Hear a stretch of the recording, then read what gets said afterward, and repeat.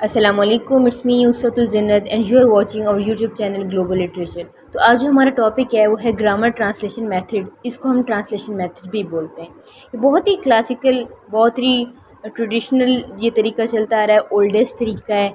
हमने भी इसी तरीके से पढ़ा, उसके बाद हमारे पेरेंट्स के जो पेरेंट्स हैं उन्होंने भी इसी तरीके से पढ़ा।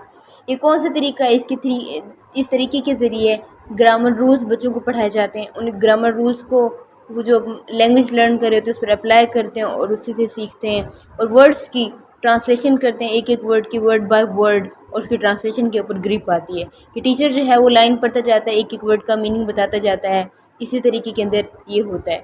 बहुत से टीचर्स जो हैं वो न्यू तरीके को अडॉप्ट नहीं करना चाहते, वो ओल्ड तरीके को ही सही तरीका समझते हैं। वो कहते हैं बच्चों का टाइम जो है इसमें कम इस्तेमाल होगा और बच्चे जो हैं वो टेक्स्ट पर ही फोकस कर पाएंगे, ठीक है।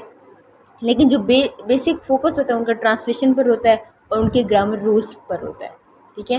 तो पढ़ना स्टार्ट करते हैं। Grammar translation method, GTM। The grammar translation method is a method of teaching foreign languages derived from the classical method of teaching Greek and Latin. वो कहते हैं ये लैटिन और ग्रीक से ये मेथड लिया गया था। ये बहुत ही क्लासिकल मेथड है और इसके ज़रिए मतलब ट्रांसलेशन के थ्रू पढ़ाया जाता है। In grammar translation classes students learn grammatical rules that apply through rules by translating sentences between the target language and the native language. अच्छा, इसमें क्या होता है, टीचर पढ़ा जो रहा होता है एक वो मतलब फॉर एग्जांपल इंग्लिश जो है वो टारगेटेड लैंग्वेज है, इंग्लिश का एक सेंटेंस पढ़ेगा और साथ साथ उसकी क्या करेगा, ट्रांसलेशन करेगा। मतलब this is an apple, this ये इज़ है एन एक एप्पल सेब, ठीक है, ये एक सेब है। तो टीचर क्या करते जाता है कि वो जो टारगेटेड लैंग्वेज होती है, ठीक है, उसको पढ़ता है और उसकी ट्रांसलेशन नेटिव लैंग्वेज में करता है। कि मतलब स्टूडेंट्स की या टीचर्स की जो नेटिव लैंग्वेज है वो यूज़ की जाती है बच्चों को पढ़ाने के लिए, ठीक है। तो दो चीज़ों पर फोकस हो गया, एक तो ट्रांसलेशन पर और दूसरा ग्रामेटिकल रूल्स पर। बच्चों की ग्रिप आती है ग्रामेटिकल रूल्स पर और उनको वर्ड बाय वर्ड ट्रांसलेशन करना आती है। इसकी करेक्टरिस्टिक्स, इसकी खसूसियात क्या हैं? Classes are taught in the mother tongue, जो स्टूडेंट्स की मदर टंग है, ठीक है, उसी में पढ़ाया जाता है। Much vocabulary is taught in the form of list of isolated words. जो भी ट्रांसलेशन पढ़ाई जा रही होती है, एक एक लफ्ज़ करके उसकी ट्रांसलेशन बताई जा रही होती है, तो एक एक वर्ड का मीनिंग आ जाता है स्टूडेंट्स को। लिटिल और no attention is given to pronunciation. ये देखा ही नहीं जाता है कि प्रोनाउंसिएशन बच्चों की ठीक भी है कि नहीं है। स्पोकन पर फोकस नहीं हो रहा, सिर्फ और सिर्फ ट्रांसलेशन के ऊपर फोकस हो रहा होता है। अब क्योंकि मदर टंग के अंदर पढ़ाई जा रहे होते हैं, ट्रांसलेशन उसमें पढ़ाई जा रही होती है, तो ये सबसे आसान तरीका होता है किसी भी स्टूडेंट को समझाने के लिए। अगर उसकी मदर टंग यूज़ होती है तो वो जल्दी लर्न करता है। लेकिन जो है जो टारगेटेड लैंग्वेज है उसके ऊपर इतना, उसकी स्पोकन के ऊपर, ठीक है, उसकी प्रोनाउंसिएशन के ऊपर फोकस नहीं हो रहा होता, मदर टंग पर ही ज़्यादा ग्रिप आ रही होती है। Reading of difficult text is begun early, ठीक है, मुश्किल हो जाता है टेक्स्ट को, सारे टेक्स्ट को रीड करना और उसकी pronunciation. Long elaborate explanation of the intricacies of grammar are given, ठीक है, ग्रामर रूल्स के ऊपर ज़्यादा फोकस किया जाता है। अब बात ये आती है कि इस मेथड को यूज़ क्यों किया जाए। GTM focuses on the application of grammar and correct sentence structure, ठीक है। अब ये हमें पता है कि जो इंग्लिश में सेंटेंस स्ट्रक्चर है वो SVO, सब्जेक्ट वर्ब ऑब्जेक्ट, ठीक है।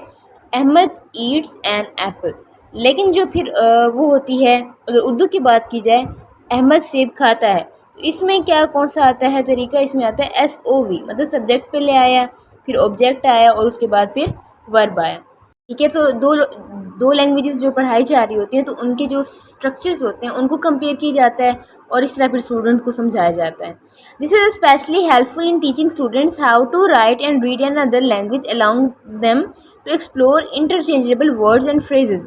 तो वो ये देखते हैं कि उनकी मदर टंग से रिलेट करके वो कौन सा वर्ड एक्सचेंज करके उसकी जगह पे इस्तेमाल कर सकते हैं। More effective than a verbal teaching method, तो प्रोनाउंसिएशन के ऊपर कोई नहीं होता, वर्बल के ऊपर, स्पोकन के ऊपर कोई फोकस नहीं होता, सारा ट्रांसलेशन के ऊपर और ग्रामर के ऊपर फोकस होता है। Test of grammar rules and translation are easy to construct. देखिए, जब सिर्फ ट्रांसलेशन पर ही फोकस होगा तो फिर ट्रांसलेशन स्टूडेंट्स की ज़्यादा अच्छी हो जाएगी।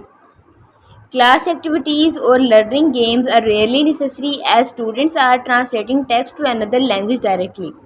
इसमें कोई क्लास एक्टिविटीज़ नहीं होंगी, ठीक है, क्लास गेम्स नहीं होंगी, बच्चों का टाइम कम कंज्यूम होगा, ठीक है, स्पोकन पर फोकस नहीं होगा, प्रोनाउंसिएशन के ऊपर फोकस नहीं होगा, सिर्फ और सिर्फ ट्रांसलेशन पर, टेक्स्ट की अहमियत को नहीं देखा जाएगा, सिर्फ और सिर्फ ट्रांसलेशन पर फोकस किया जाएगा। इस तरीके की जो स्ट्रेंथ्स हैं वो क्या हैं? Students learn a lot of vocabulary, बच्चों के पास वोकेबलरी आ जाती है क्योंकि वो एक एक वर्ड की ट्रांसलेशन करते हैं। Reading and writing skills are excelled, ठीक है, रीडिंग जब वो ट्रांसलेशन करते हैं तो उनकी रीडिंग भी सही होती है, राइटिंग स्किल भी बेटर होती हैं। It activate students memory, students जब ट्रांसलेशन करता है तो उसकी मेमोरी शार्प होती है, वो अपने मतलब जो ट्रांसलेशन होती है उसे मेमोराइज़ करने की कोशिश करता है। इसकी वीकनेस क्या है? Poor listening and speaking, obviously reading और राइटिंग तो बेटर हो गई, ठीक है, क्योंकि वो ट्रांसलेशन पढ़ रहे हैं, लेकिन लिसनिंग और स्पीकिंग बेटर नहीं होगी क्योंकि प्रोनाउंसिएशन और स्पोकन के ऊपर तो कोई फोकस ही नहीं हुआ। Unnatural inaccurate pronunciation, GTM is not interactive and engaging for students. Students जो होते हैं वो इस तरीके से बोर भी हो रहे होते, इंटरेक्ट भी नहीं कर रहे होते। जब इंटरेक्शन ही नहीं बढ़ता तो स्टूडेंट ज़्यादा बोर होते हैं और वो इंगेज नहीं कर पाते क्लास में टीचर के साथ। Opportunities, it gives the chance of learning a new language using text book, लेकिन इससे ये हो सकता है कि टेक्स्ट बुक के ज़रिए ट्रांसलेशन के थ्रू एक न्यू लैंग्वेज को सीखा जा सके। Students can learn vocabulary not only in the target language but also in their mother tongue. Target language की भी वोकेबलरी उनके आहिस्ता आहिस्ता बढ़ रही होती है और अपनी मदर टंग में भी उनको मास्टरी हासिल हो रही होती है, उसी में भी उनको ग्रिप हासिल कर रहे होते हैं। थ्रेड्स क्या हैं? It will be more interactive, इसका अगर मतलब ये तरीका ना इस्तेमाल किया जाए, कोई और तरीका इस्तेमाल किया जाए तो मे बी वो ज़्यादा इंटरेक्टिव हो। मोर STT मतलब स्टूडेंट टाइम, अब क्या होता है स्टूडेंट्स का जो टाइम हो, इस तरह स्टूडेंट्स को टाइम इतना नहीं मिलता, बस टेक्स्ट पे ही सारा टाइम चला जाता है।